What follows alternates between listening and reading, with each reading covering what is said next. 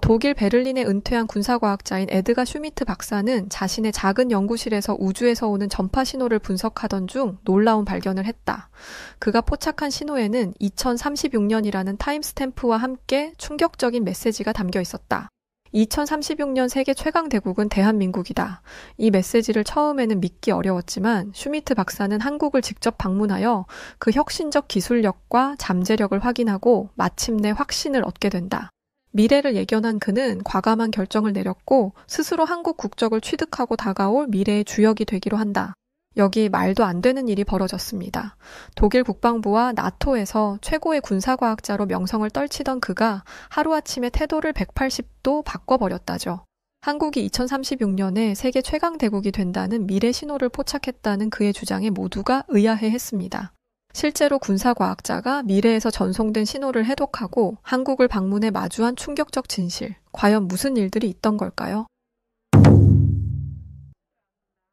반갑습니다. 저는 1955년에 독일 베를린에서 태어나 현재까지 독일의 유명한 군사과학자로 이름을 알리고 있는 에드가 슈미트 박사라고 합니다. 저는 동서냉전의 한가운데서 자라왔으며 과학과 기술이 한 국가의 운명을 결정짓는 시대를 몸소 경험하며 살아왔죠. 그 경험은 제가 과학자로 살아가는데 큰 도움을 줬습니다. 어린 시절부터 저는 수학과 물리학에 아주 뛰어난 재능을 보였고 1970년대에는 서독의 엘리트 공과대학에서 전자공학과 물리학을 전공했어요. 그 후 박사과정을 거치며 군사과학 및 항공우주공학 분야에서 두각을 나타내게 되었습니다. 독일 국방부뿐만 아니라 나토, 심지어 미국 국방부 산하, 달파 방위고 등 연구계획국에서도 기술 자문을 맡을 정도로 명망 높은 과학자로 살 수 있었죠. 냉전 시절에 저는 서방의 첨단 군사기술 연구에 아주 깊이 관여를 하기 시작했습니다.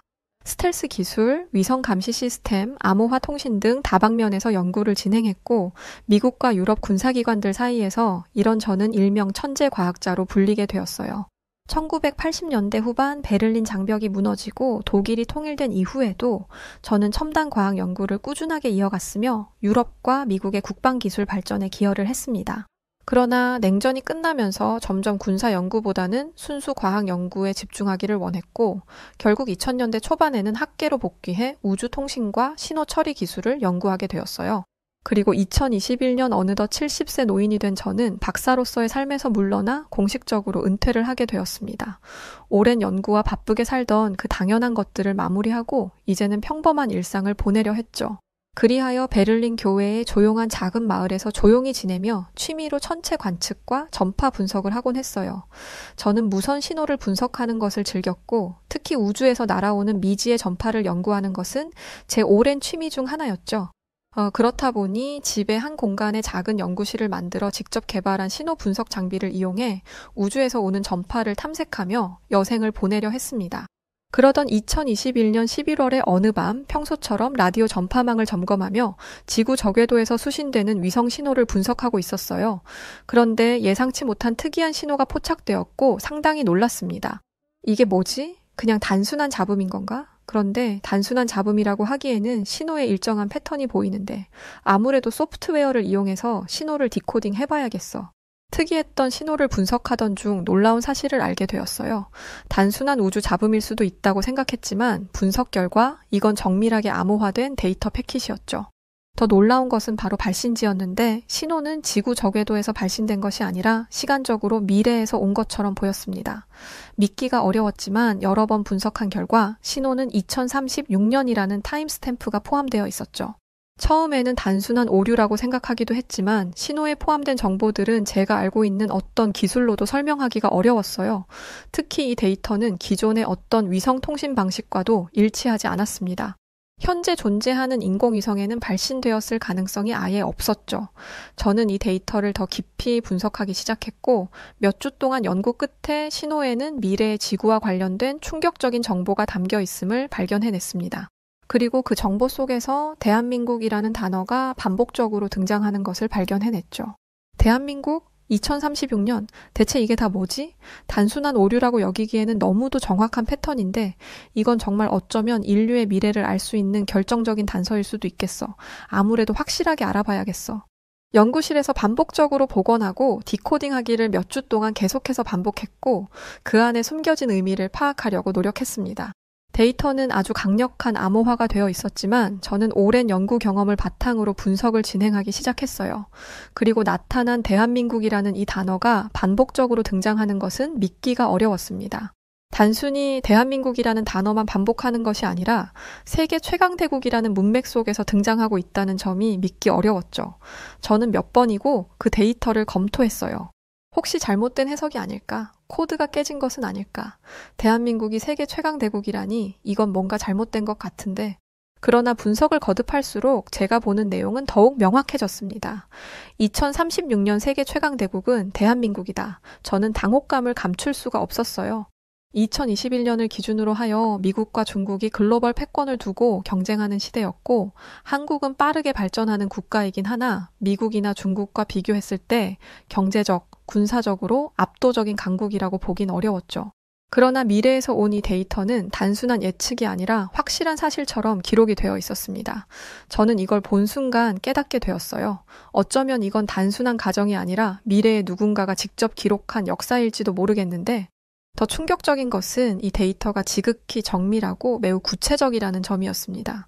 제가 아무리 과학자라고 한들 허구와 허상에 있어서는 단칼에 쳐낼 정도로 사실만을 기반으로 연구하는 과학자입니다. 제가 본 내용에 한국은 그야말로 강국 그 이상의 모습이긴 했어요. 2036년 당시의 경제 성장률, 각국의 GDP 순위, 군사력 순위, 인구 변화, 주요 국가들의 정치적 변화까지 아주 상세한 정보들이 담겨 있었죠. 더욱이 이 데이터는 기존에 미국이 감청하거나 수집해온 어떤 정보와도 일치하지 않는다는 것이 가장 충격적이었습니다. 도대체 누가 이런 데이터를 만든 거지? 이게 정말 2036년의 미래에서 온 것이라면 도대체 어떤 경로로 나한테까지 전송된 걸까? 저는 무척이나 혼란스러웠지만 한 가지 분명한 것은 이 데이터가 지금껏 존재하지 않았던 방식으로 전송된 지극히 중요한 정보라는 점이었죠. 제가 해독한 데이터를 바탕으로 각국의 경제 및 정치적 변화에 대한 정보를 알아보기 쉽게 정리하기 시작했어요. 여기서 가장 눈에 띄는 부분은 바로 일본의 몰락이었습니다. 2036년의 데이터에는 일본이 경제적으로 붕괴했다는 문구가 있었죠. 데이터를 분석한 결과 일본은 2020년 중반 이후 심각한 경제 위기를 겪었으며 고령화 문제의 심화, 제조업 경쟁력의 저하, 대외 의존도가 높은 경제 구조, 글로벌 공급망 재편에서 뒤처짐 등이 복합적으로 발생하면서 결국 세계 경제의 중심에서 밀려난 것으로 보였습니다. 그러나 한국은 전혀 다른 행보를 걷고 있었어요. 2036년 데이터 속에 한국은 일본과 동남아시아 일대를 통합한 강대국 그 자체로 기록되어 있었습니다. 한국은 일본뿐 아니라 동남아 여러 국가들과 경제, 군사적 연합을 협력하며 아시아의 새로운 중심으로 자리를 제대로 잡았던 것이죠. 이 데이터를 그대로 믿는 게 맞을까? 아니면 환상이라고 생각하고 무시하는 게 맞을까? 혼란스러운 가운데 생각이 많았습니다. 그러나 저는 과학자였죠. 데이터를 믿는지 믿지 않는지가 아니라 사실인지 아닌지로 접근해야 했어요. 그래서 저는 여기서 굳은 결심을 하게 되었습니다. 직접 한국을 방문해서 이 데이터의 단서를 찾아보자. 분명 뭔가가 나올 것이고 이게 정말 사실이라면 다가올 미래를 대비할 수 있는 대단한 단서가 될 거야. 말이 나오기 무섭게 저는 바로 2022년 봄에 생애 처음으로 한국 땅을 밟게 되었습니다. 독일 베를린에서 비행기를 타고 인천국제공항에 도착을 했죠. 그런데 공항에 도착하자마자 한국의 압도적인 최첨단 시설과 자동화 시스템에 큰 충격을 받고 말았습니다. 한국의 공항은 출입국 심사는 무인 시스템이 대부분 처리를 하고 있으니 정말 빠르고 신속하게 처리를 할 수 있었죠. 그리고 AI 기반 안내 시스템이 외국인 관광객을 실시간으로 24시간 내내 돕고 있으니 외국인의 입장에서 너무 편리한 시스템이었죠. 짐을 찾는 과정도 일반적인 다른 공항에 비해 아주 빠르고 효율적이었습니다. 한국이 이렇게까지 발전한 곳이었다고? 이 정도면 뭐 벌써 한국만 미래에 있는 수준 아닌가? 기술 수준이 내가 생각한 이상이긴 하네. 충격을 받은 공항에서 나와 서울 도심으로 이동하며 한국의 도시 인프라를 한눈에 볼 수 있었고 여기서 또 한 번 놀랐어요. 도심을 가로지르는 고속 전기열차와 완전 자율주행 택시들이 거리를 활보하고 있었죠. 심지어 도시 곳곳에는 스마트 빌딩과 5G 초연결 시스템이 당연하다는 듯 구현되고 있었어요. 물론 독일도 기술 선진국이긴 하지만 한국의 ICT 인프라는 제가 상상한 그 이상이었고 너무 앞서 있었습니다. 서울에 도착해 저는 여러 IT 기업과 연구소를 방문하여 한국의 기술 수준을 더 세세하게 직접적으로 확인했어요. 그런데 실상을 보니 한국은 5G를 넘어 이미 6G 기술 연구가 진행 중이었죠. 심지어 AI와 양자 컴퓨팅 기술이 실생활에 모두 적용되고 있는 이 당연함이 너무 놀라웠습니다. 특히 삼성전자와 네이버의 AI 연구소를 방문했을 때 저는 큰 충격을 받게 되었어요. 한국은 단순한 IT 강국이 아닌데 이건 거의 미래 기술 패러다임을 주도하고 있는 국가의 수준이잖아. 기술력만 뛰어난 게 아니라 실생활에 모두 적용하고 있는 수준이라니 너무 충격적인데? 충격을 받은 차에 저는 제가 관심을 가장 많이 가진 분야 중 하나인 반도체 산업도 알아봤습니다. 독일은 반도체 기술에서 일본, 미국, 한국보다 다소 뒤처져 있었고 유럽 전체적으로도 반도체를 자체 생산하기보다 한국과 대만에 의존하고 있는 상황이었죠. 그래서 더욱 궁금했는데 한국의 반도체 산업의 실체를 보고 저는 말을 잇지 못했어요. 한국에서는 삼성과 SK 하이닉스를 중심으로 세계 반도체 시장의 무려 70% 이상을 점유하고 있었고 차세대 반도체 기술에서도 압도적인 경쟁력을 보이고 있었습니다. 저는 삼성전자 연구소에서 최신 반도체 공정을 직접 본 후 이런 생각이 들었어요. 이 기술력이 쭉 이어진다면 2036년에 한국이 최강대국이 될 가능성은 너무도 당연한 일이잖아. 점점 알아볼수록 한국의 실상은 말로 다 표현하기도 어려울 정도의 높은 수준이었습니다. 죽기 전에 과학자로서 이 모든 사실을 알 수 있다는 것이 감히 감사할 지경이었죠. 이어 한국의 바이오 및 의료 기술에도 깊은 인상을 받게 되었습니다. 특히 AI 기반 정밀 의료 시스템과 로봇 수술 기술은 정말이지 세계 최고 수준이었죠. 독일 역시 의료 강국으로 손꼽히기는 하지만 한국의 빅데이터 기반 맞춤형 치료는 환자의 유전자 데이터를 분석하여 예방의학을 실현하는 수준까지 도달해 있었습니다. 한국의 의료 시스템이 높은 수준이라는 것은 알았지만 그래도 독일을 뛰어넘을 수는 없을 거라는 확신이 있었어요. 그러나 한국의 의료 시스템을 직접 경험하니 독일과 유럽, 아니 어쩌면 전 세계가 한국이라는 이 나라를 너무도 과소평가하고 있는 게 아닌가 싶었습니다. 끝으로 한국의 문화 콘텐츠 산업이 전 세계를 지배하는 모습을 봤습니다. 서울 한복판에는 K-팝, K-드라마, K-웹툰이 전 세계 팬들에게 너무도 강력한 영향을 미치고 있었죠. 세계 각국에서 온 관광객들이 BTS, 블랙핑크, 넷플릭스의 한국 드라마와 영화를 이야기하며 그야말로 열광을 하고 있었습니다. 한국의 이런 문화를 저는 아주 단순히 잠깐 흘러가는 유행 정도로 생각했는데 제 생각이 아주 틀렸음을 인정하는 순간이었죠. 이건 단순한 문화가 아니었어. 흘러가는 유행이 아니라 한국이라는 브랜드 자체가 세계적인 영향력을 갖는 시대가 온 걸 보여주는 거야. 한국은 기술과 산업의 발전뿐 아니라 사람에 대한 감동도 있는 나라였어요. 제가 한국에서 만난 수많은 젊은 개발자, 연구원, 기업가들은 정말 열정적으로 자신의 일을 하는 근면함과 민족에 대한 자부심을 보였고 저는 이 모습에 깊은 감동을 받았습니다. 하루 10시간 이상을 연구실에서 너무 당연히 일을 하다니 정말 대단한 사람들이야. 우리 독일은 워라밸이 무척이나 강조되고 있는 나라인데 한국은 국가 경쟁력을 위해 헌신하는 젊은 세대들이 참 많다니 이러니 나라가 발전할 수밖에 없지. 한국이라는 이 정말 작은 나라가 가진 힘은 정말 대단했어요. 국민 수도 작은 이 나라는 국민의 개개인이 아닌 우리라는 집단으로 형성된 아주 단단한 한 민족 같은 느낌이 들었습니다. 한국에는 수많은 위기가 있었지만 그럴 때마다 나라와 국민들이 힘을 합쳐 이겨내고 현재의 한국의 모습까지 발전한 대단한 나라이긴 했어요. 이 모든 과정을 봤을 때 결코 미래의 한국이 최강대국이 될지도 모른다는 생각이 문득 들곤 했습니다. 그리고 이런 제 생각을 확신으로 바꿔주는 아주 중요한 논문과 한 장의 지도를 발견하게 되었어요. 한국에 머물며 여러 연구기관과 대학을 방문하던 중 저는 서울대학교 중앙도서관을 자주 찾았습니다. 이곳이 한국뿐 아니라 해외의 희귀한 연구 논문과 기록 자료가 방대하게 보관되어 있기 때문이었죠. 어느 날 도서관의 미래학 및 과학기술 예측 관련 논문 아카이브를 훑어보던 중 한 연구 논문에서 아주 흥미로운 제목을 발견했습니다. 2036년과 시간여행, 존 티토의 메시지 재해석. 존 티토와 이 책의 제목을 보는 순간 딱 떠올랐어요. 그는 2000년대 초반 인터넷을 떠들썩하게 했던 시간여행자라고 주장한 인물이었죠. 그는 자신이 2036년에서 왔다고 주장하며 인류의 미래에 대해 여러 가지 예언을 남겼습니다.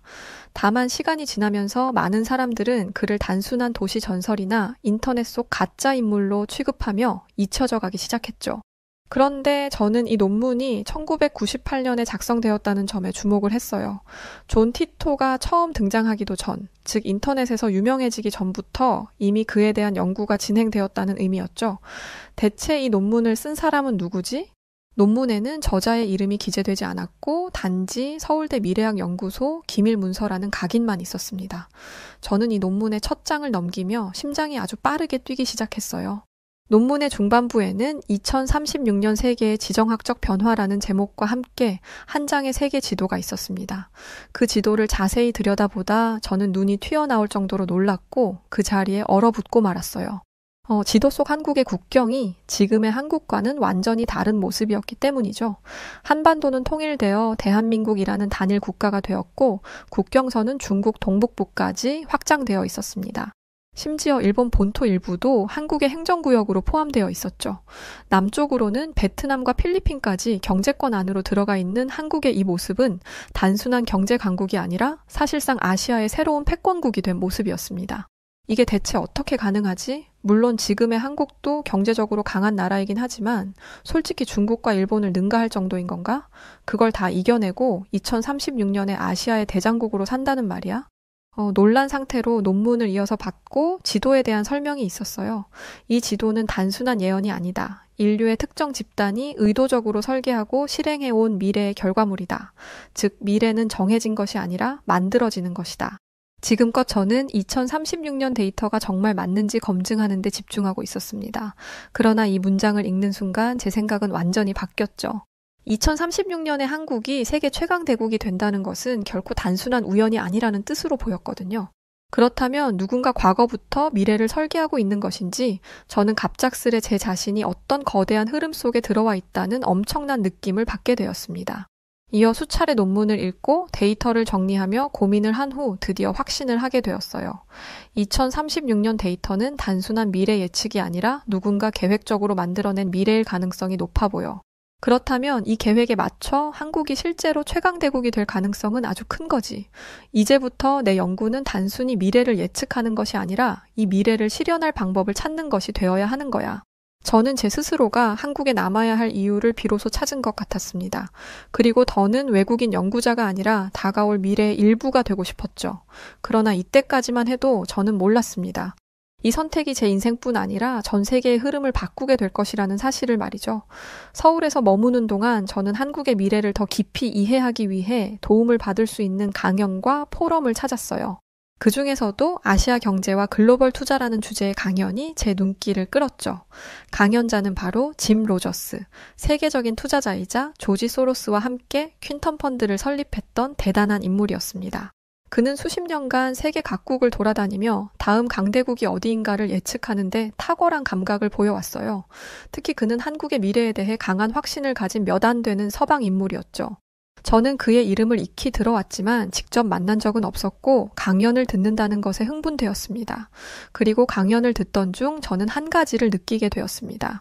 이 강연이 단순한 경제 이야기를 넘어 제가 찾던 퍼즐 조각을 채워줄지도 모른다는 예감을 느끼게 되었어요.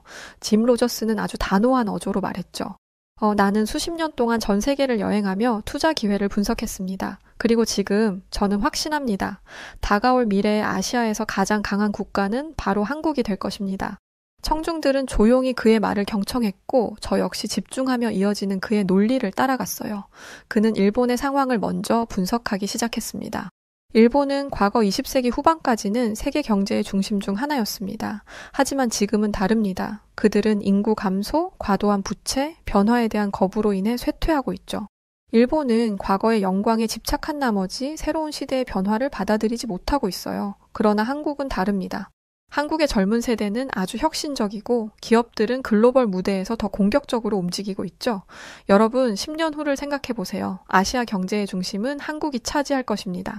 저는 이 강연을 들으며 놀라움을 금치 못했어요. 제가 본 데이터와 아주 놀랍도록 일치하고 있었죠. 그의 이론과 2036년 위성 데이터가 마치 서로 보완되는 것처럼 보이기 시작했습니다. 결국 저는 강연이 끝난 후 짐 로저스를 찾아가 제 자신을 소개하며 조심스럽게 질문을 했어요. 왜 그렇게 한국을 높게 평가하십니까? 많은 서방 국가들은 여전히 일본을 더 강한 경제국으로 보고 있습니다. 그러자 짐 로저스는 가볍게 웃으며 대답했습니다. 그건 그들이 미래를 보지 못하기 때문입니다. 나는 숫자와 데이터를 봅니다. 그리고 내 직감도 있죠. 한국은 기술, 산업, 교육, 문화 모든 면에서 상승 곡선을 그리고 있어요. 한국은 단순한 경제 성장을 넘어 문화적으로도 전 세계를 선도하는 나라가 되고 있습니다. 이것은 단순한 한류 현상이 아니에요. 이건 대한민국이라는 브랜드가 전 세계에서 얼마나 강한 영향력을 갖고 있는지 또 앞으로 더 갖게 될 것인지 볼 수 있는 신호이죠. 그와의 대화 후 저는 같은 마음을 느꼈습니다. 그도 저와 같이 미래를 보고 있다는 것을 알았거든요. 저는 과학자로서 데이터를 통해 확인했다면 그는 경제 전문가로서 시장의 흐름을 보고 결국 같은 결론을 내린 것입니다. 저는 이 대화 끝에 한국의 잠재력에 대한 확신을 얻게 되었고 독일로 돌아가지 않겠다는 결심을 하게 되었어요. 이제 저는 단순한 독일의 은퇴 과학자가 아니라 다가올 미래를 설계하는 한 사람으로 한국에 남겠노라 다짐을 했습니다. 처음에는 단순한 호기심으로 2036년 극비 데이터를 분석하면서 한국이 어떻게 세계의 중심이 될 수 있는지 확인하고 싶었어요. 그러나 시간이 지나면서 저는 점점 더 한국이 가진 가능성을 체감하게 된 것이죠. 그리고 저는 2023년에 대한민국 국적을 신청했어요. 독일에서 태어나고 독일 과학계에서 성장했던 제가 한국 국적을 선택한다는 것은 매우 파격적인 결정이었습니다. 왜 독일을 버리고 한국을 택하겠다는 거야? 독일에서 그토록 존경받는 과학자인데 굳이 한국 국적을 얻을 필요가 있어?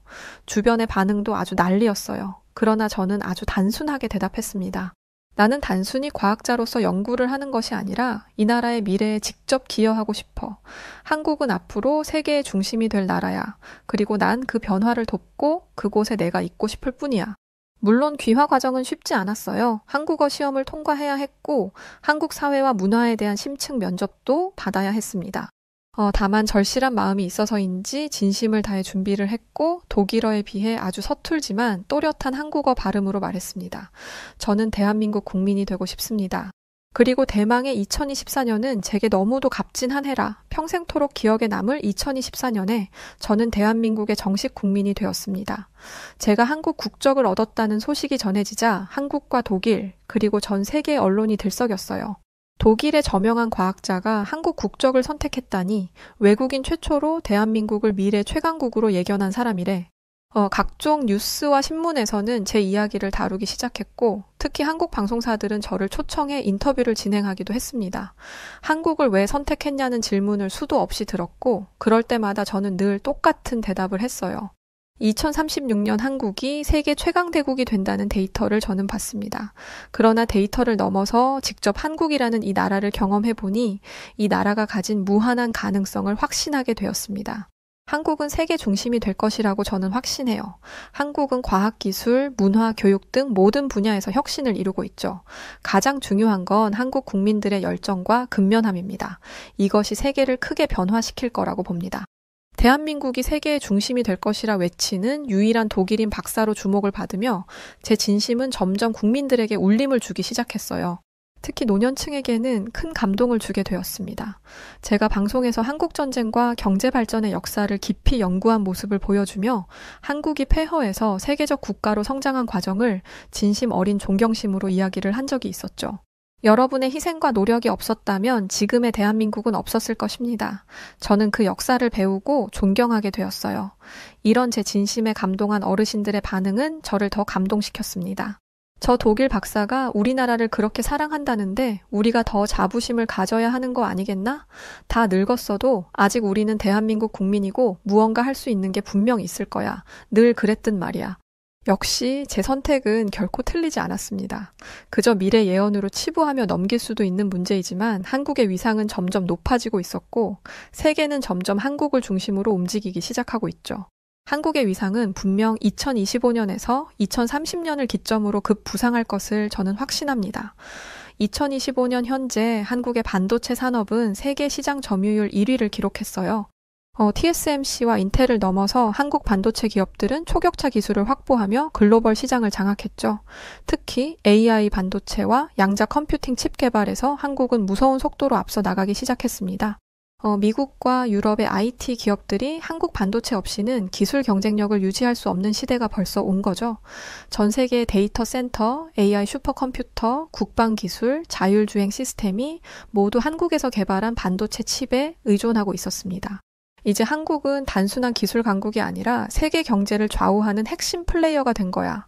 그리고 제가 말한 2025년에서 2030년 기점으로 왜 한국이 급부상하는지에 대한 이야기를 지금부터 들려드리겠습니다.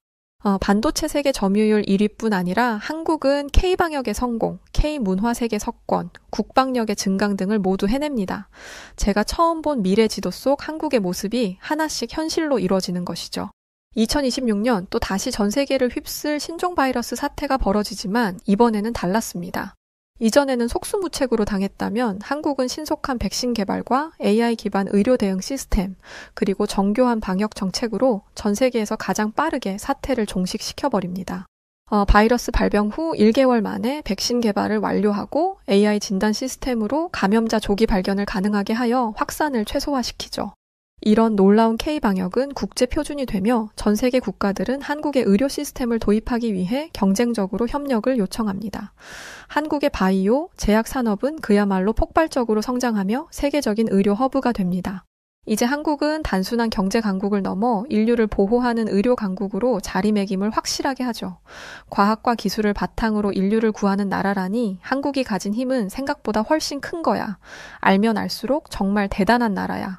2027년 할리우드 영화 시장은 위기를 마주하고 흔들리고 있습니다. 넷플릭스, 디즈니, 위너브라더스조차도 한국 콘텐츠의 압도적인 성공 앞에서 새로운 전략을 고민해야만 하는 현실이었죠. 넷플릭스 탑10 중 7개가 한국 작품이고 한국 게임, 웹툰, IP가 할리우드보다 높은 수익을 창출하게 됩니다.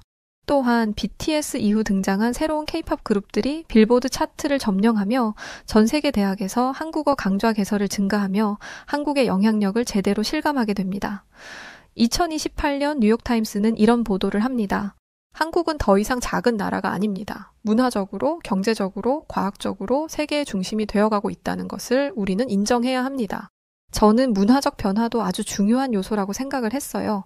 독일과 유럽의 젊은이들이 한국어를 배우고 한국 기업들이 전 세계를 선도하는 모습을 보며 다시 한번 확신을 했습니다. 미래의 강대국은 군사력으로 결정되는 것이 아닌 거지. 문화를 지배하는 나라가 세계를 지배하는 거야. 한국은 그 정점에 서 있는 거고 세상의 중심으로 살아가는 거지. 참 현명하고 똑똑한 나라야. 2029년 한국은 세계 최강의 군사기술을 가진 국가 중 하나가 되었습니다. 한국형 AI 드론 부대는 세계 최초로 실전 배치에 성공하며 자체 개발한 스텔스 전투기는 미국 F-35와 대등한 성능을 입증하죠. 또한 핵추진 항공모함 개발과 해군력을 강화시키는 등 국방력조차 뒤지지 않는 모습을 보입니다. 특히 AI 기반 방어체계는 전 세계 군사 전략을 바꾸어 놓았어요. 한국군은 첨단 기술을 바탕으로 미래전에서 가장 강력한 전력을 갖춘 군대가 되었습니다. 더는 주변국들이 한국을 무시할 수 없는 시대가 온 것이죠. 내가 처음 한국에 왔을 때 한국이 미래의 중심이 될 가능성을 확인하고 싶었고 이게 정말 사실인지를 알고 싶었었지. 그런데 벌써부터 하나씩 현실이 되어가는 모습을 직접 보고 있자니 그 좋은 세상에 앞으로 더 오래 살지 못한다는 것이 참 안타까울 뿐이네. 2030년이 되면서 한국은 정말 더는 작은 나라가 아닌 나라로 자리매김을 확실하게 합니다. 과학, 경제, 문화, 국방 모든 분야에서 강대국들과 어깨를 나란히 하거나 그들을 뛰어넘어 버리죠. 저는 2036년의 세상까지 어떻게든 살아낼 것입니다. 꼭 제 두 눈으로 멋지게 성장하는 한국의 모습을 볼 것이죠. 그렇게 맞이할 미래의 2036년의 제 모습을 감히 상상해 보려 해요. 2036년 저는 한국에서 한국인의 노박사로 은퇴를 하며 연설에서 이렇게 말을 할 것입니다. 나는 독일에서 태어났지만 내 영혼은 대한민국에서 완성되었습니다. 나는 이 위대한 나라의 증인으로 살았고 이제는 한국인으로 죽고 싶습니다. 그리고 제 이름은 한국 역사 교과서에 대한민국을 예견한 외국인으로 기록될 것입니다. 지금도 모두가 비웃겠죠. 상상 속에 빠져 사는 노망난 늙은이 혹은 이제는 쓸모없어진 늙은 과학자의 상상의 나래 정도로 생각할 겁니다. 그럼에도 저는 확신하고 강조하고 싶습니다. 미래 예측과 기술 발전의 중요성은 한국이 더욱 강한 나라가 되는 데 기여를 했으며 저는 단순히 미래를 보는 사람이 아니라 제가 본 미래를 믿었고 미래를 함께 만들어가는 사람이라고 말이죠. 제가 본 2036년의 세계는 끝이 아니었고 그것은 겨우 시작에 불과했습니다. 그리고 대한민국의 미래는 지금도 계속되고 있다는 것만 알아주시길 바랍니다. 긴 글 읽어주셔서 감사합니다. 미국에서 저명한 교수가 되기 위해 노력하던 한 여성, 그녀의 연구는 늘 학계에서 주목받지 못했고 매번 실패를 반복했다고 하는데요. 그러던 어느 날 그녀는 우연히 알게 된 한국 때문에 인생이 180도 바뀌게 되었다는데 과연 그녀에게 무슨 일이 있던 걸까요? 안녕하세요. 제 이름은 셀리나 마블입니다. 미국에서 경제학을 가르치고 연구하고 있는 교수이지요. 제 연구 분야는 세계의 불평등 문제와 개발 경제를 중심으로 한 정책 연구예요. 쉽게 말하자면 경제학이 단지 숫자와 그래프에 갇히지 않고 사람들의 삶을 바꿀 수 있는 도구로 사용될 수 있도록 노력하는 사람이죠.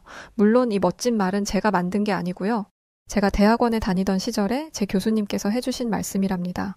저는 스승님의 그 말씀에 감명을 받고 이 길을 걷기 시작했어요. 하지만 현실은 그리 간단하지 않았습니다.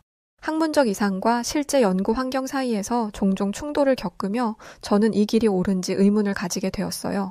특히 몇 년 전 제가 자신만만하게 시작한 연구 프로젝트가 있었는데요. 빈곤과 불평등을 줄이기 위한 정책적 해결책을 제시하는 것을 목표로 야심차게 시작한 프로젝트였어요. 뭐랄까, 저도 누군가의 영웅이 될 수 있지 않을까 하는 생각을 했던 것 같아요. 저는 열정을 바쳐 논문을 쓰고 학회에 발표했지만 결과는 참담했습니다.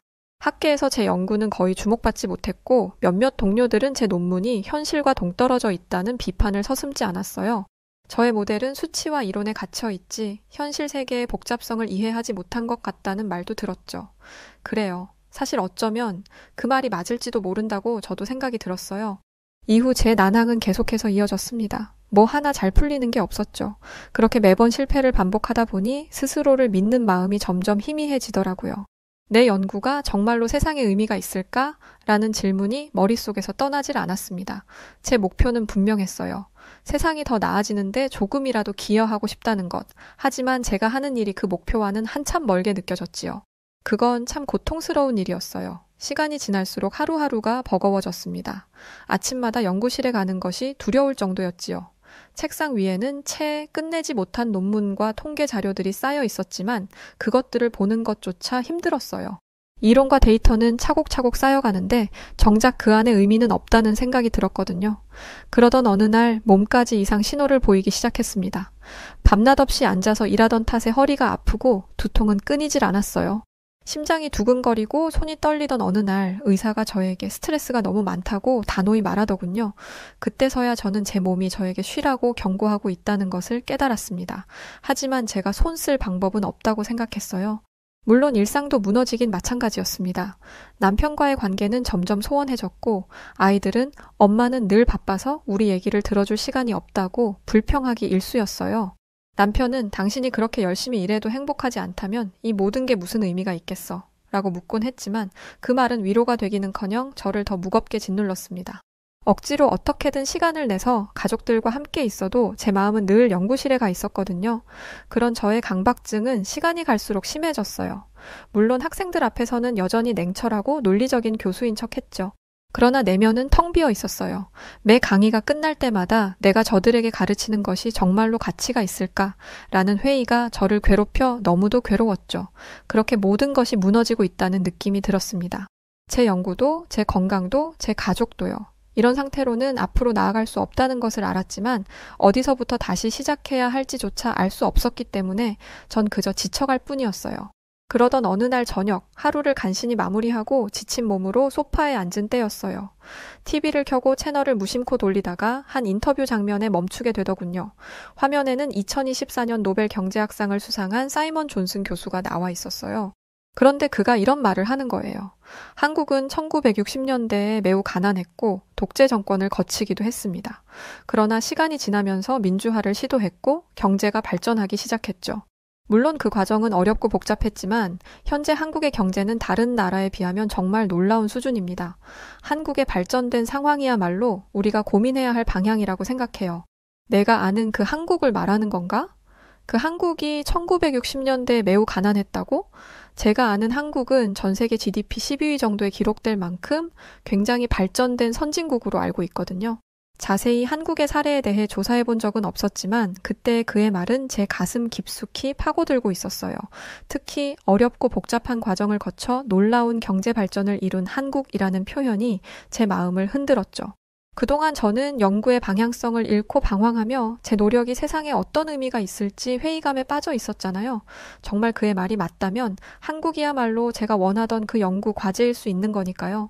한국의 사례는 불가능해 보이는 상황에서도 체계적 변화와 혁신을 통해 성공할 수 있다는 희망을 보여준 사례라는 거니까요. 그날 이후 저는 한국의 경제 발전과 사회 변화를 깊이 탐구하기 시작했습니다. 한국의 경험이 제 연구에 새로운 방향을 제시해 줄 수 있을 것이라는 기대감이 생겼어요. 사이먼 존슨 교수의 한마디가 제 안에 작은 불씨를 지핀 셈이었죠. 사실 저는 한국에 대해 아는 것이 거의 없었습니다. 제가 알고 있던 한국은 그저 몇몇 유명 기업들 정도였죠. 도대체 어떻게 이 나라가 그런 극적인 변화를 만들어낼 수 있었을까라는 질문이 저를 사로잡았기 때문에 다음 날 아침 저는 연구실에 도착하자마자 컴퓨터를 켜고 한국 경제 성공 사례를 검색하기 시작했어요. 수많은 기사와 보고서, 영상들이 검색 결과에 쏟아졌죠. 정신없이 영상을 보고 있는데 갑자기 종이 울리더군요. 점심시간이 된 겁니다. 저는 점심시간에도 여전히 홀린 듯이 한국 생각을 하다가 무심코 동료 교수들과 경제 위기 극복 사례를 주제로 이야기를 나누게 되었어요. 한껏 한국에 심취해 있던 제가 한국은 IMF 위기에서 배울 점이 많은 국가라고 언급하자 한 동료가 코웃음을 치며 말하더군요. 한국은 국제통화기금 IMF와 미국의 지원 덕분에 겨우 살아남은 거라고, 특별히 배울 점이 있다기보단 운이 좋았던 거라고 말이죠. 그 말에 저는 속이 뒤집히는 기분이 들었습니다. 제 연구에 대해 코웃음 치던 사람들이 떠올랐거든요. 저는 그에게 한국의 경제 발전이 그렇게 단순한 게 아니라고 말하고 싶었지만 아직 자세한 정보를 몰랐기 때문에 더 말을 할 순 없었어요. 울그락불그락한 절 보더니 동료는 그러더군요. 식사 내기를 하자고요. 전문가에게 직접 물어봐서 한국의 위기를 해결한 게 IMF와 미국인지 아니면 정말 한국인들이 가진 특별한 무언가가 있었던 건지 판단을 받아보자고요. 저는 자신 있게 알겠다고 했어요. 왜냐면 사이먼이 그랬잖아요. 우리가 한국을 보고 배워야 한다고요. 며칠 후 저는 동료와 함께한 경제학 세미나에서 한국 경제를 연구하는 유명 학자인 앤드류 박 박사를 만났습니다. 앤드류 박 박사는 한국계 미국인으로 IMF 외환위기 당시 한국 정부와 국제기구 사이의 협력을 연구한 전문가였어요. 저는 기다렸단 듯이 그에게 한국 경제 위기 극복에 대한 질문을 던졌어요. 정말로 한국이 외부 지원 덕분에 IMF 위기를 넘겼다고 봐야 하는 거냐고요. 박사는 잠시 고민하는가 싶더니 말하더군요. 외부 지원이 중요한 역할을 한 것은 맞습니다. 하지만 그것만으로는 설명할 수 없는 부분이 많아요. 한국 국민들의 협력과 정부의 과감한 구조조정이 없었다면 그 지원도 소용없었을 겁니다. 역시 하고 저는 무릎을 쳤죠. 그가 말을 이었습니다. 그는 금 모으기 운동에 대한 이야기를 들려주며 이 운동이 단순히 상징적인 행동이 아니었다고 강조했어요. 사람들은 국가가 어려울 때 자신이 가진 가장 소중한 것을 기부했습니다. 그것은 단순한 경제적 행동이 아니라 사회적 신뢰의 표현이었죠. 또한 그는 IMF가 요구한 구조조정이 한국에서 성공적으로 이루어진 이유는 정부의 강력한 추진력과 국민들의 협조 때문이었다고 덧붙였어요. 다른 국가에서도 IMF 지원을 받았지만 실패한 사례가 많다고 하며 한국은 그 과정을 기회로 삼은 좋은 본보기라고도 했죠. 특히 금 모으기 운동처럼 국민들이 자발적으로 그렇게 행동한 사례는 거의 찾아볼 수 없다고요. 여기까지 이야기를 듣고 나니 그 자리에서 저는 한국 경제에 대한 더 깊은 통찰을 얻을 수 있었습니다. 외부의 지원은 분명 중요한 역할을 했지만 진짜 핵심은 내부에서의 변화와 혁신이었다는 사실을 말이죠. 제가 이 모든 인터뷰 내용의 녹음본을 동료에게 달려가 들려주자 그는 결국 고개를 끄덕이며 말하더군요. 자기가 밥을 사겠다고 말이에요. 금 모으기 운동 같은 건 잘 몰랐다고 하면서 말이죠. 그날 이후 저는 한국 경제를 더 깊이 탐구하기로 결심했습니다. IMF 외환위기 극복 사례는 단순히 위기를 넘어선 이야기가 아니라 국가와 사회가 어떻게 협력할 수 있는지를 보여주는 훌륭한 모델이라는 것을 깨달았으니까요. 한 다큐멘터리를 보니 정말 그 금 모으기 운동 이야기가 나오더군요. 국민들이 자신의 금과 보석을 자발적으로 정부에 기부했다는 장면을 보는데 경제적 위기 속에서 개인이 아닌 국가를 위한 연대의식을 발휘했다는 점이 제가 연구해온 어떤 모델에서도 보기 힘든 부분이라고 느껴졌어요. 소름 돋게 멋지더군요. 그리고 이어지는 한강의 기적, 전쟁의 폐허에서 시작해 세계 경제의 주요 국가로 성장하기까지 한국이 걸어온 여정은 정말 경제적 성공 이상의 것으로 보였어요. 한편의 역전 드라마 같았죠. 경제, 사회, 정치가 맞물려 작동한 복잡한 변화의 과정인 것 같아요. 다큐멘터리를 보는 내내 저는 노트를 꺼내들고 메모를 멈출 수 없었답니다. 데이터와 정책만으로는 설명할 수 없는 이 변화의 과정이 제 연구에 새로운 패러다임을 만들 수 있으리라는 설렘에 두근거리고 있었거든요. 이렇게 놓고 보니 그동안 제가 연구했던 이론들이 너무 단순해 보이기까지 했어요. 경제 정책이 효과를 발휘하려면 사회적 의식, 문화적 변화, 정치적 리더십이 얼마나 중요한지 간과하고 있었던 거죠. 사이먼 존슨 교수의 말과 한국의 사례가 제게 새로운 희망을 심어주고 있었어요. 제 연구가 이젠 정말 현실적으로 적용 가능한 무언가로 발전할 수 있을지도 모른다는 가능성을 보게 된 거예요. 저는 그날 책상에 앉아 완전히 새로운 연구 계획을 세웠습니다.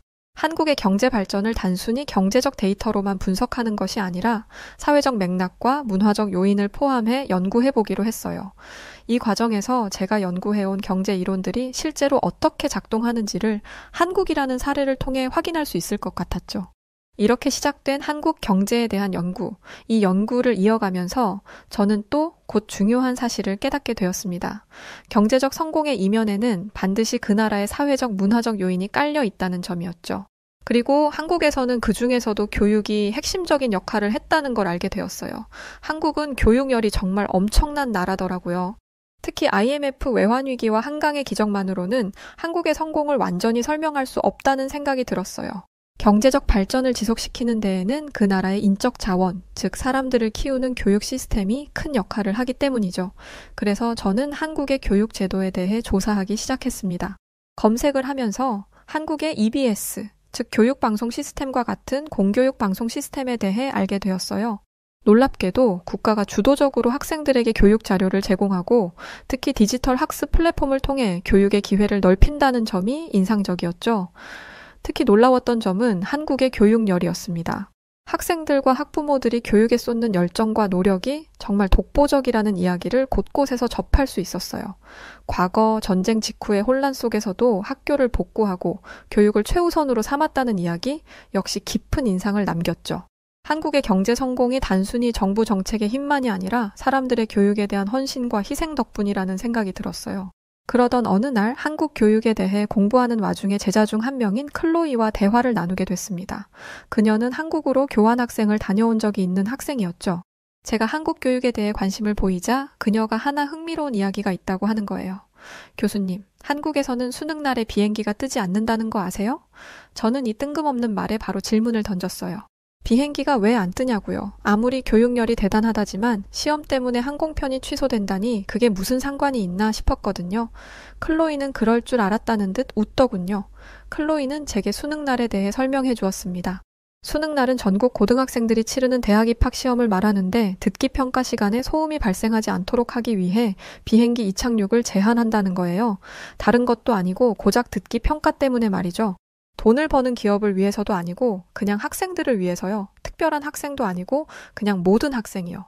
심지어 경찰차가 수험생들을 시험장에 태워다 주는 것도 흔한 일이라고요. 그 이야기를 듣고 저는 말문이 막혔습니다. 시험 하나에 전국이 이렇게 협력한다는 것이 정말 대단하게 느껴졌거든요. 농담 같기도 했고요. 저는 클로이에게 이거 혹시 날 놀리는 거냐고까지 물었는데 그녀는 확신에 찬 얼굴로 말하더군요. 이건 다 정말이고 시험 당일에는 온 국민이 짠 것처럼 수험생들을 응원하는 데다가 뉴스에까지 시험 이야기가 도배가 된다고요. 거의 전 국민이 다 같이 아이들을 키우는 거나 마찬가지인 거죠. 저는 그 이야기가 너무 신기해서 더 알아보고 싶은 마음을 참을 수가 없었어요. 인터넷에 검색해보니 실제로 수능날의 풍경이 자세히 묘사된 기사와 영상들이 쏟아지는 거예요. 심지어 회사들은 출근 시간을 늦추고 시민들은 도로에서 시험장을 향하는 학생들에게 길을 비켜주는 모습까지 보였어요. 이 경험은 제게 또 하나의 교훈을 안겨주었죠. 한국에서의 교육이 얼마나 남다른 의미인지를 말이에요. 한국의 교육 문화는 사회적 신뢰와 연대감, 그리고 공동체가 미래를 위해 얼마나 헌신할 준비가 되어 있는지를 보여주는 것이라고 전 생각해요. 그렇게 한국의 교육 시스템과 문화를 연구하면 할수록 저는 더 깊이 빠져들었습니다. 한국은 단순히 경제적인 성공뿐만 아니라 사회 전체가 미래를 위해 협력하는 방법을 배우고 실천해온 나라라는 점을 알게 되었거든요. 그날 클로이와의 대화는 제가 한국 교육에 대해 더 탐구하고 싶게 만든 중요한 계기가 되었어요. 이 모든 역사 속에 담긴 사람들의 이야기를 더 알고 싶어졌지요. 한국 경제와 교육에 대해 알아가면 알아갈수록 한 가지 깨달음이 머리를 떠나지 않는 게 있었어요. 계속 생선가시처럼 마음속에 걸려 있었죠. 책과 논문, 다큐멘터리만으로는 이 나라의 성공 비결을 온전히 이해할 수 없다는 것이었어요. 그 속에는 그냥 글로는 설명되지 않는 무언가가 있는 것 같았죠. 제가 경험하고 싶었던 것은 숫자와 이론 너머의 한국, 바로 사람들의 이야기와 그들이 만들어낸 문화였으니까요. 그래서 저는 결심했습니다. 직접 한국에 가보기로요. 그래서 열심히 서치를 한 저는 마침 경기도 수원에서 열리는 유네스코 교육의 미래 국제포럼을 발견했습니다. 한국의 교육 시스템과 성공 사례를 공유하는 자리라고 했죠. 이 포럼이야말로 내가 찾던 기회다라고 생각한 저는 곧바로 참석 신청서를 제출했어요. 한국행을 준비하면서 저는 설렘과 긴장감으로 가득했습니다. 언어도 문화도 잘 모르는 곳에 간다는 것이 한편으로는 두려웠지만 그곳에서 배울 수 있을 것들이 저를 흥분하게 했어요. 남편과 아이들도 모처럼 들뜬 저를 보며 응원해 주더라고요. 정말 새 인생이 시작되고 있는 것 같은 기분이었죠. 그러던 중 한국행 일정과 관련해 미팅이 필요해서 공항 라운지에서 기다리던 어느 날 옆자리에서 책을 읽고 있던 남자가 말을 걸어왔어요. 그는 한국에서 온 여행자였죠. 저와 비슷한 나이대였고 자신의 고향인 한국에 대해 자랑스레 이야기하기 시작했어요. 처음으로 한국에 가시는 거라고요? 아마 많은 것들이 신기하실 거예요. 특히 음식이요. 그는 그 유명한 김치에 대해 말하기 시작했어요. 조사하면서 한국 음식에 대해 들어본 적은 있었지만 사실 김치를 그렇게까지 사랑하는 줄은 몰랐는데요. 그가 이런 말을 하는 거예요. 김치가 얼마나 중요한지 아세요? 한국에는 김치만 보관하는 냉장고가 따로 있어요. 이름이 김치 냉장고랍니다. 엥? 저는 또 클로이 때처럼 이 남자가 농담을 하는 줄 알았어요. 일본인들이 스시를 좋아하지만 스시 냉장고를 가지고 있지 않고 인도인들이 커리를 좋아하지만 커리 냉장고를 따로 가지고 있지 않잖아요. 근데 김치 냉장고라는 게 있다고요? 저는 너무 놀라서 웃음을 터뜨리고 말았습니다. 근데 그가 진지한 얼굴로 고개를 끄덕이는 거예요. 농담이 아니고 정말이라고. 김치는 거의 매일 식탁에 올라오는 음식이고 제대로 숙성시키려면 일반 냉장고로는 부족하다고요. 그의 이야기를 듣는 동안 저는 한국 문화가 얼마나 독특하고 흥미로운지를 실감하게 되었어요. 김치 하나에 이토록 많은 정성과 문화적 의미가 담겨 있다니 한국은 정말 특별한 곳임이 틀림없다고 느꼈죠. 참 재미있는 나라예요, 한국. 그와의 대화는 한국에 대한 제 기대감을 한층 더 키우기에 충분했습니다. 드디어 한국으로 떠나는 저는 비행기에 오르며 스스로에게 이렇게 말했어요. 책이나 다큐멘터리로는 알 수 없었던 무언가를 직접 확인해 보자고. 한국의 경제와 교육뿐만 아니라 그 속에 담긴 진짜 이야기를 보자고요. 그렇게 들뜬 마음으로 한국으로 떠난 저는 드디어 수원에 당도하였어요.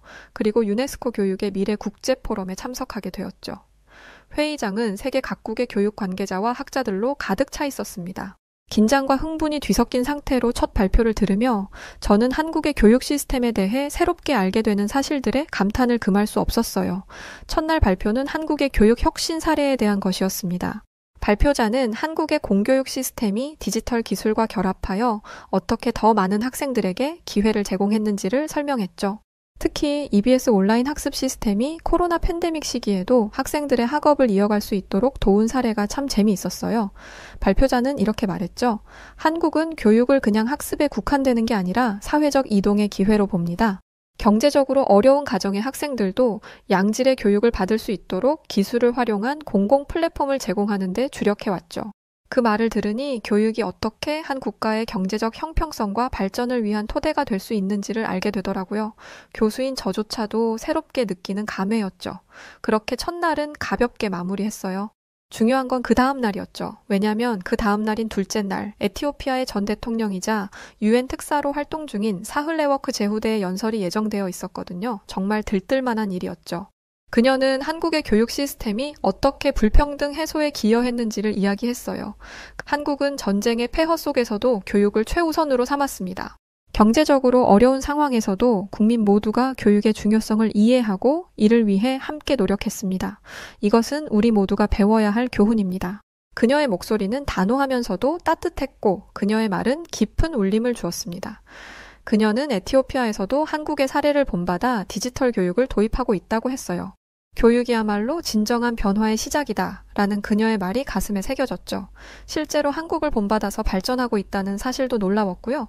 이어서 포럼 중간 쉬는 시간, 저는 한 발표자와 대화를 나누게 되었습니다. 그는 한국의 교육 환경에 대해 잘 아는 사람이었죠. 저는 그에게 한국 교육의 성공 비결 중 하나는 무엇이라고 보냐고 물었어요. 근데 그가 그러는 거예요. 한국에서는 밥심으로 공부한다는 말이 있다고요. 그게 무슨 말이냐고 물었죠. 그는 진지하게 설명하기 시작했습니다. 한국에는 급식 시스템이 정말 잘 되어 있다고 하더라고요. 미국이나 캐나다 같은 다른 나라들처럼 가벼운 런치밀 정도가 아니라고요. 한국의 학교 급식 시스템은 그저 학생들에게 식사를 제공하는 것에만 집중하는 게 아니라 경제적 형평성을 만들어내는 중요한 장치 중 하나라고 했어요. 모든 학생이 차별 없이 영양가 있는 식사를 할 수 있는 환경을 만들어준다고요. 심지어 이게 학습 효율성과도 직결된다고 말하는 그의 목소리엔 자부심이 가득했어요. 듣고 보니 맞는 말이더군요. 학생들이 점심시간에 서로의 음식을 보면서 가난을 눈치챌 수도 있는 거잖아요. 근데 한국에선 영양가 있는 좋은 식단을 모든 학생에게 똑같이 제공한다고 하니 모든 학생이 서로의 눈치를 볼 필요가 없겠다 싶더라고요. 꽤나 감동적인 정책이었죠. 그가 말하길 한국에서는 심지어 국가가 학생들의 급식비를 지원하며 모든 학생이 동일한 수준의 식사를 받을 수 있도록 한다고 했습니다. 공부할 때 배고프면 집중할 수 없잖아요. 밥심으로 공부한다는 말은 단순히 유머가 아니라 한국이 실제로 교육에 얼마나 진지하게 접근하고 있는지를 보여주는 말이라고 생각해요. 그 이야기를 들으니 저는 한국의 교육 시스템이 얼마나 세심하게 설계되었는지를 알겠더라고요. 학문적인 교육뿐만 아니라 학생들이 최적의 환경에서 배울 수 있도록 모든 요소를 고려한 시스템인 거죠. 포럼이 끝난 뒤 저는 한국의 교육 사례가 단순히 한국만의 이야기가 아니라 전 세계적으로도 큰 교훈을 준다는 생각에 잠겼어요. 저는 어찌됐든 경제학자잖아요. 그런 제게 교육은 경제적 형평성과 사회적 이동성을 촉진하는 가장 중요한 기반인데 한국은 그것을 증명해낸 가장 완벽한 나라인 것 같아요. 한국의 교육 시스템은 국가 전체의 미래를 준비하는 과정인 것 같았어요. 그리고 그 과정 속에는 국민들의 헌신, 정부의 정책, 그리고 사회적 신뢰가 깊이 자리 잡고 있었죠. 이거 정말 자랑스러운 일인 것 같아요.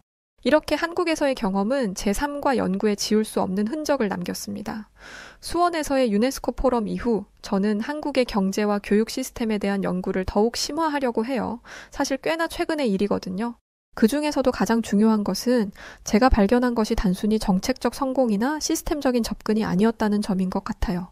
저는 이제 강의에서 한국의 사례를 자주 인용하려고 합니다. 한국이 전쟁의 폐허 속에서 경제적 기적을 이루고 교육을 통해 사회적 불평등을 해소하며 공동체로서 함께 성장해온 이야기를 학생들에게 들려주고 싶어요. 그저 성공의 결과를 보여주는 것이 아니라 그 과정에서 사람들의 열정과 배려, 그리고 끊임없는 노력이 어떤 변화를 만들어낼 수 있는지를 강조하려고 하죠. 한국에서 제가 본 것은 단지 통계나 데이터로 설명될 수 있는 것이 아니었어요. 그 속에는 사람들의 이야기가 있었죠. 국민들의 연대와 희생, 교육 환경을 개선하기 위한 사회적 배려, 그리고 김치 냉장고와 같은 독특한 문화까지 이 모든 것이 어우러져 한국이라는 나라를 만든 것 같아요. 특히 제가 가장 감명받은 것은 한국이 단순히 성공이라는 결과에 안주하지 않고 그 과정 속에서 서로를 배려하며 나아가는 모습을 보여주었다는 것입니다. 한국이 걸어온 길은 다른 나라에게도 분명히 중요한 교훈이 될 거라고 생각해요. 한국은 정말 영국감이죠.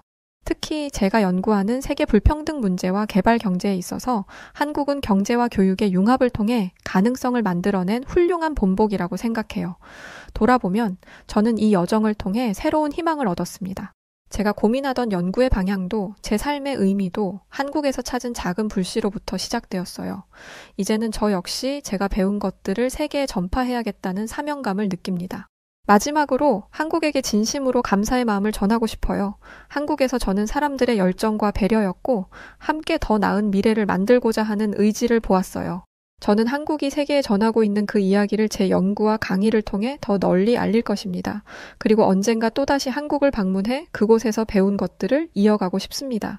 네, 오늘 사연은 여기까지입니다. 한국이 전 세계적으로 유례없는 일들을 많이 달성하고 일궜죠. 그래서 해외 교수들이 한국의 경제를 많이들 인용한다고 합니다. 자, 그럼 오늘 사연 어떠셨나요? 사연이 좋으셨다면 구독과 좋아요 부탁드려요. 지금까지 저는 여우튜브 송은지였고 영상 끝까지 봐주셔서 감사드립니다. 그리고 늘 고맙고 사랑합니다. 당신만의 여우튜브가 될래요. 당신만의